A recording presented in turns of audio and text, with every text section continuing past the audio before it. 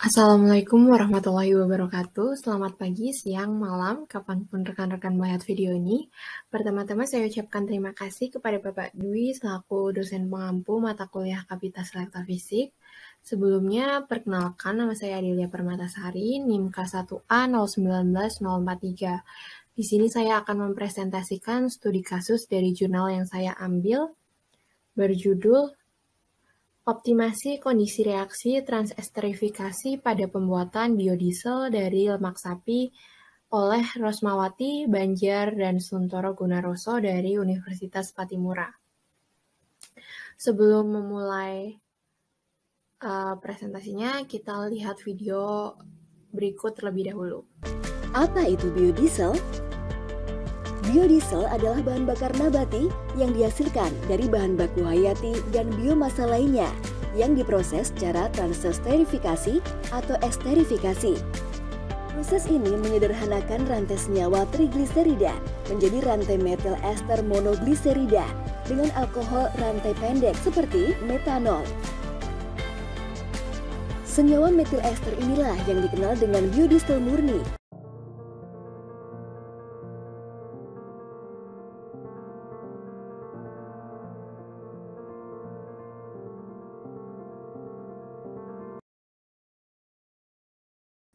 Apa itu biodiesel? Biodiesel merupakan bahan bakar dari minyak tumbuhan dan minyak hewan yang telah dikonversi menjadi bentuk metil ester asam lemak yang ramah lingkungan sehingga dapat membantu ketersediaan minyak diesel. Biodiesel sendiri pada umumnya diproduksi melalui proses transesterifikasi minyak nabati atau lemak hewani dengan alkohol rantai pendek dengan bantuan katalis.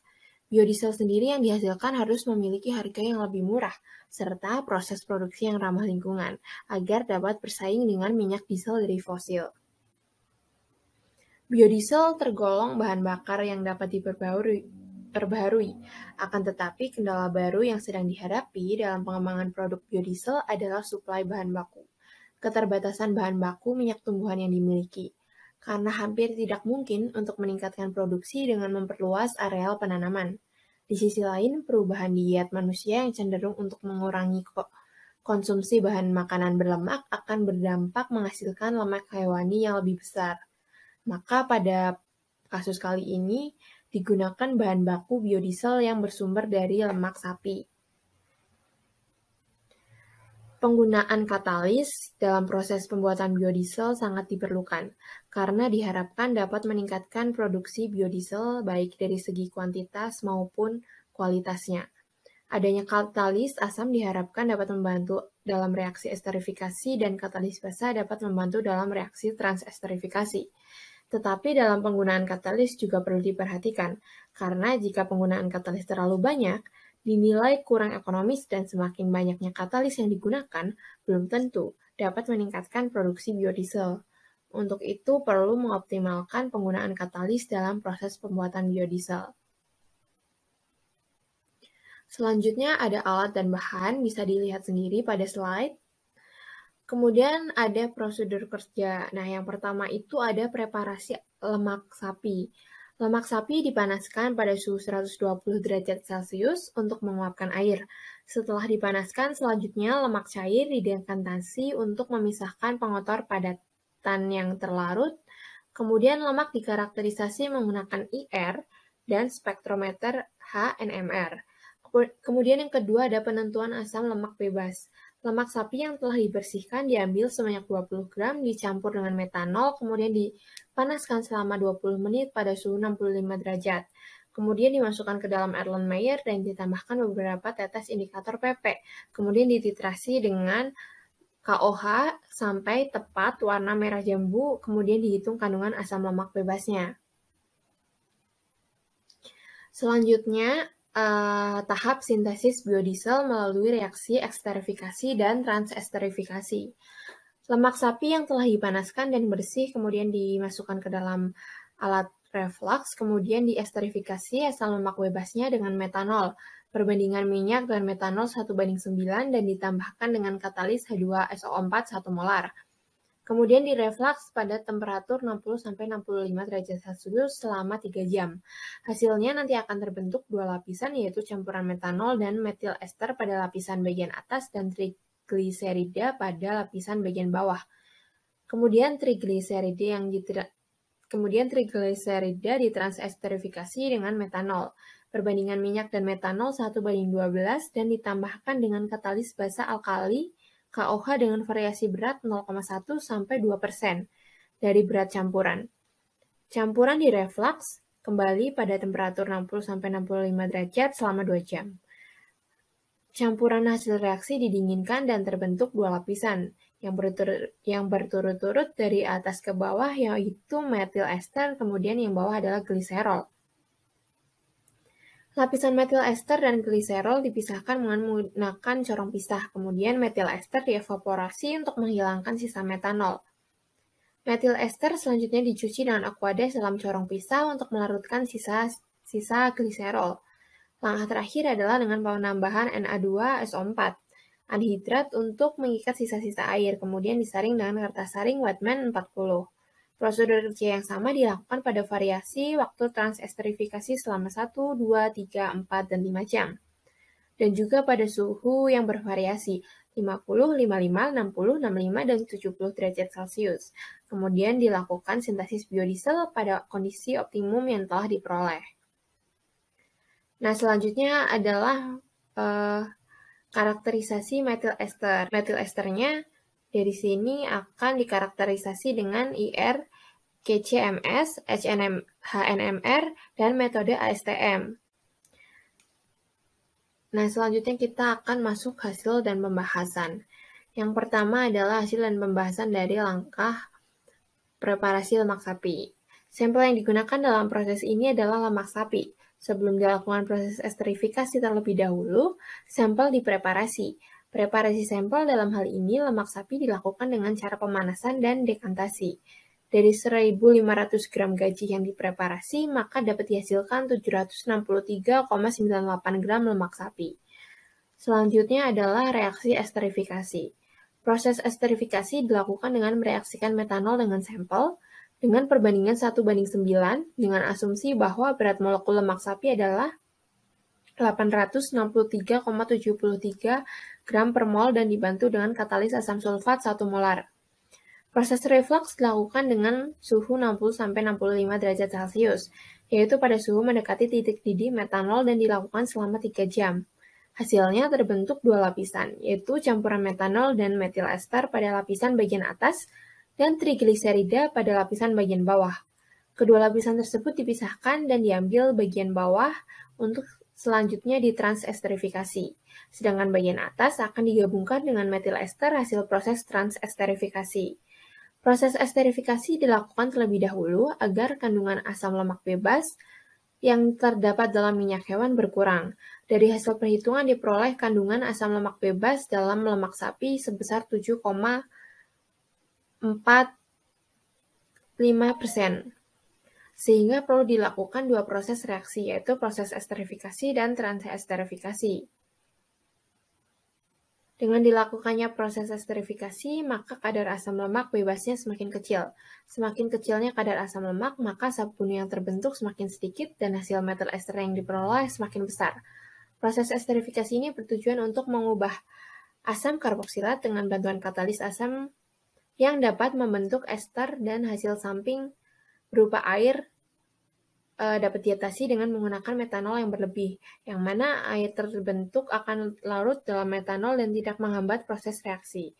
Selain itu, metanol juga dapat menghambat laju hidrolisis dalam suasana basah terhadap ester. Karena metanol dapat dalam bentuk ion metoksida bereaksi cepat dengan trigliserida menghasilkan metil ester.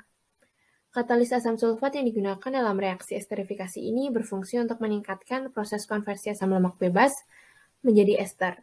Karena dengan katalis asam proses, reaksi esterifikasi dapat berlangsung dengan cepat.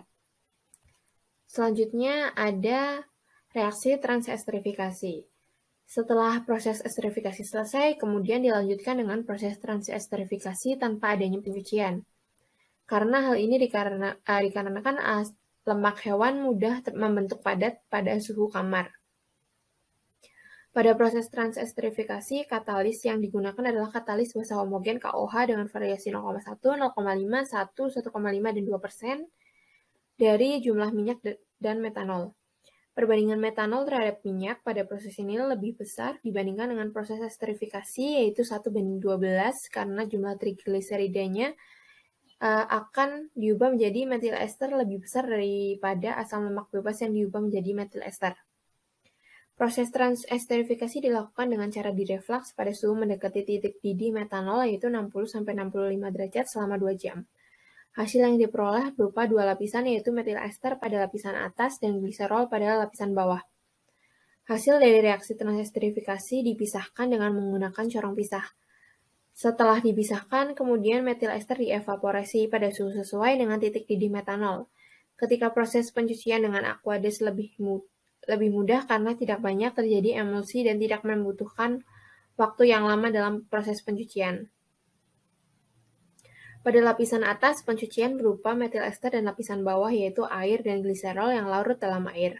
Selanjutnya, metil ester hasil pemisahan dari air ditambahkan air yang masih terdapat dalam metil ester. Kemudian dilakukan penyaringan kertas saring wetman 40 dan didapatkan metil ester. Selanjutnya itu ada pengaruh berat katalis KOH terhadap hasil pada proses transesterifikasi. Dari penelitian yang dilakukan, jika disajikan dalam bentuk grafik, bisa dilihat dalam gambar poin 1. Dari grafik tersebut terlihat bahwa dengan bertambahnya konsentrasi katalis, maka konversi biodiesel cenderung meningkat. Konversi biodiesel katalis tertinggi didapat pada penggunaan katalis KOH 1%, yaitu 78,96%.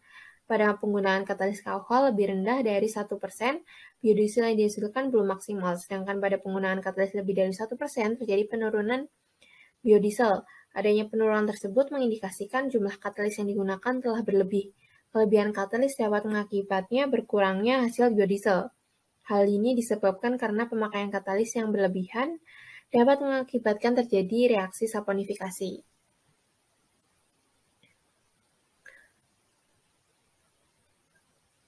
Selanjutnya itu ada pengaruh waktu terhadap hasil pada proses transesterifikasi.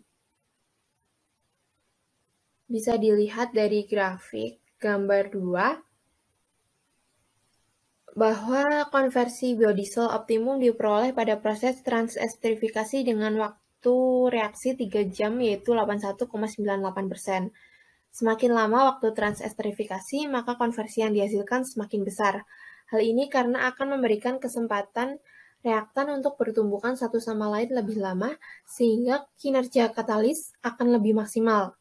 Tetapi menggunakan waktu yang terlalu lama juga dapat mengurangi efektivitas transesterifikasi karena dapat mengakibatkan terjadinya reaksi balik.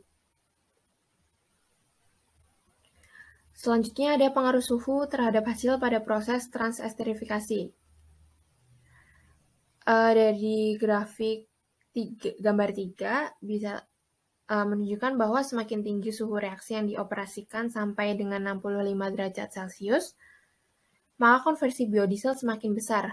Hal ini karena dengan naiknya suhu, maka tumpukan antar partikel semakin besar, sehingga reaksi berjalan semakin cepat dan konstansi reaksi semakin besar. Tetapi pada suhu yang melebihi titik didih metanol, yaitu sekitar 65 derajat, terjadi penurunan konversi biodiesel.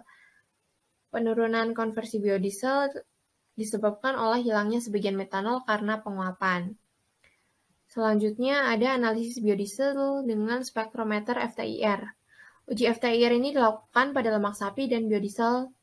Tujuannya untuk dilakukan pengujian dengan FTIR untuk membuktikan adanya ester pada produk transesterifikasi. Bisa dilihat pada tabel 1, adanya ester untuk lemak sapi memiliki dua karakteristik ikatan penyerapan yang kuat yang timbul dari CO karbonil sekitar 1743,65 per cm dan CO pada 1056,99 sampai 1172,72 per cm. Getaran-getaran peregangan CH dari rantai asam lemak muncul pada 2854,65 sampai 2924,09 per cm, sedangkan serapan tajam pada daerah 725,23 per cm merupakan serapan untuk gugus alkena dari rantai asam lemak tak jenuh, sedangkan daerah serapan OH muncul pada 3464,15 per cm. Pada tabel 1 juga terdapat perubahan serapan dari gugus karbonil, gugus ester untuk biodiesel. Pada lemak sapi, gugus karbonil memiliki serapan kuat pada 174,365 per cm berubah menjadi 174,04 per cm pada metil ester. Sedangkan untuk gugus CO ester terjadi perubahan dari pergeseran 1056,99 sampai 1172,72 per cm menjadi 1017,47 sampai 1197,82 per cm. Perubahan juga terjadi pada daerah serapan tajam 723,23 per cm menjadi 721,39 per cm. Daerah ini merupakan serapan untuk gugus alkena dari rantai asam lemak tak jenuh. Kemudian serapan pada daerah 2849,87 sampai 2954,03 per cm merupakan serapan untuk gugus CH alifatik yang diperkuat dengan serapan pada 1436,03 per cm sampai 1466,89 yang merupakan serapan untuk CH2. Dan 1362,73 sampai 1378,16 per cm merupakan serapan untuk CH3. Pergeseran antara 1056,99 menjadi 1017,47 merupakan daerah rentang ester yang berdekatan dengan CH3 yang menunjukkan adanya gugus metil ester. Dan serapan pada 3468,07 merupakan daerah serapan khas untuk OH dari gliserol. Selanjutnya ada analisis biodiesel dengan spektrometer HNMR. Di spektra HNMR pada gambar 4 ini bisa dilihat lemak sapi sebelum diberikan pelakuan. Dapat dilihat di grafik gambar nomor 4 ya teman-teman.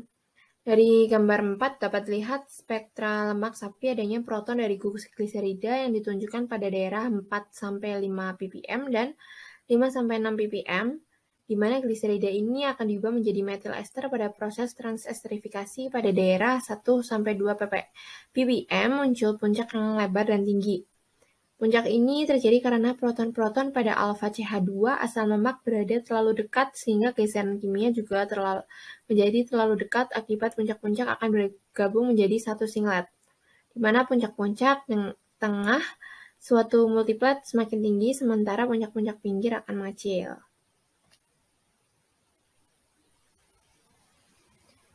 Selanjutnya di gambar 5 bisa dilihat spektra HNMR biodiesel pada kondisi berat katalis optimum. Dari hasil spektra biodiesel pada gambar 5 menunjukkan adanya spektra gliserol pada daerah 5-6 ppm, sedangkan pada daerah 4-4,3 ppm tidak terlihat. Hasil dari perhitungan untuk penentuan konversi biodiesel ini maka diperoleh konversi metil ester sebesar 97,11%, sedangkan dari perhitungan secara eksperimen diperoleh konversi metil ester sebesar 78,96%. Spektra HNMR biodiesel pada kondisi waktu umum transesterifikasi diperlihatkan pada gambar di slide selanjutnya. Nah ini, di gambar 6. Dari hasil spektra biodiesel pada gambar ini, gambar 6 menunjukkan adanya spektra gliserol pada daerah 5-6 ppm, sedangkan pada daerah 4-4,3 ppm tidak terlihat. Perhitungan untuk penentuan konversi biodiesel ini maka diperoleh konversi metil ester sebesar 98,02%, sedangkan dari perhitungan secara eksperimen diperoleh konversi metil ester sebesar 81,98%. Selanjutnya ini ada spektra HNMR biodiesel pada kondisi suhu optimum transesterifikasi. Dari hasil spektra biodiesel menunjukkan adanya spektra gliserol pada daerah 5-6 ppm, sedangkan pada daerah 4 sampai 4,3 ppm tidak terlihat, sehingga untuk menentukan persentase konversi itu digunakan persamaan 2. Dari hasil perhitungan penentuan konversi biodiesel ini, maka diperoleh konversi metil ester sebesar 97,61%. Sedangkan dari perhitungan secara eksperimen diperoleh konversi metil ester sebesar 76,94%. Selanjutnya, di spektra gambar 8 ini bisa terlihat spektra HNMR biodiesel pada kondisi optimum transesterifikasi. Dari hasil spektra dapat menunjukkan adanya spektra gliserol pada daerah 5-6 ppm, sedangkan pada daerah 4-4,3 ppm tidak terlihat. Sehingga pada hasil perhitungannya penentuan konversi biodiesel ini, maka diperoleh konversi metil ester sebesar 98,13%. Sedangkan dari perhitungan secara eksperimen diperoleh konversi metil ester sebesar 78,96%. Selanjutnya ada analisis hasil biodiesel dengan GCMS. Tujuannya adalah agar dapat mengetahui jenis metil ester yang terkandung dalam biodiesel dari lemak sapi yang dihasilkan melalui 2 proses reaksi, yaitu esterifikasi dan transesterifikasi. Berdasarkan data GCMS, maka berbagai jenis metil ester yang ada pada biodiesel dapat ditentukan. Puncak yang terlebih dahulu keluar adalah ester dengan rantai karbon yang pendek. Setelah itu diikuti dengan rantai karbon yang lebih panjang. Ester rantai pendek bersifat lebih polar daripada ester rantai panjang.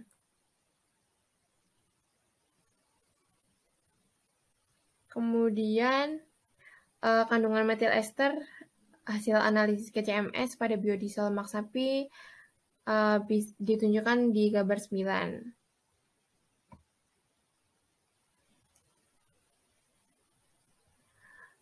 Pada gambar 9, kromatogram hasil pengujian GCMS menunjukkan adanya 26 puncak, tetapi hanya 22 puncak yang terdeteksi sebagai metil ester asam lemak. Bisa dilihat di tabel ini, yang terdeteksi hanya ada 22 kandungan metil ester.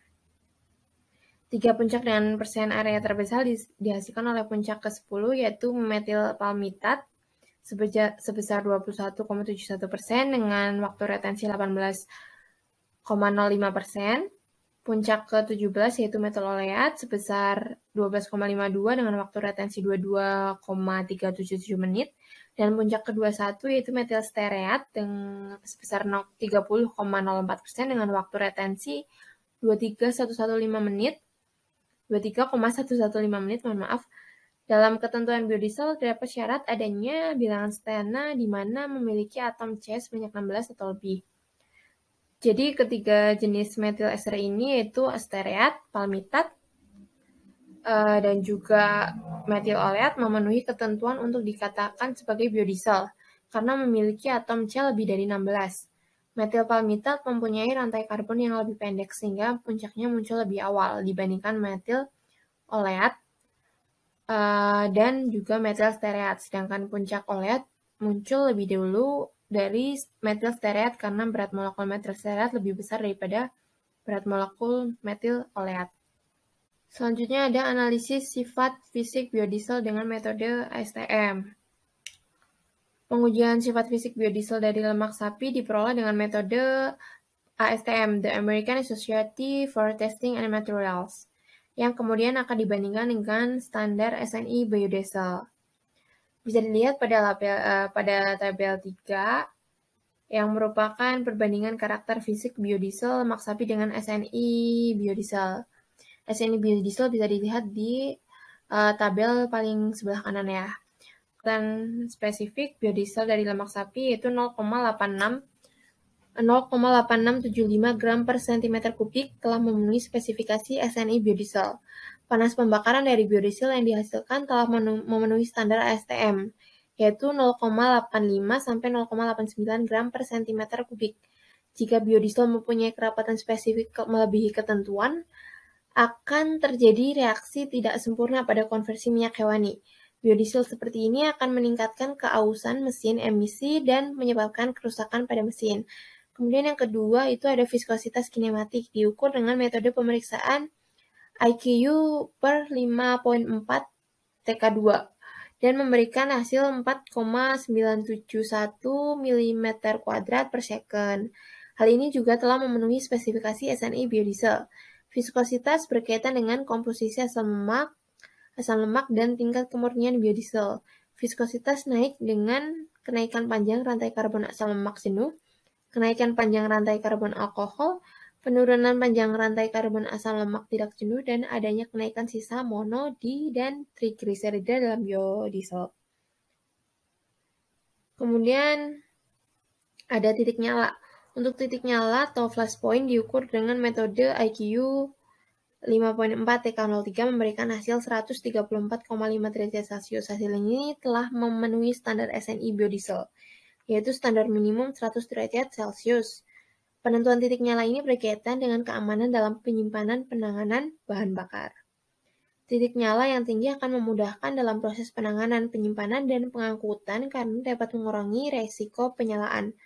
Apabila titik nyala rendah mengakibatkan bahan bakar tersebut mudah terbakar dalam penyimpanan.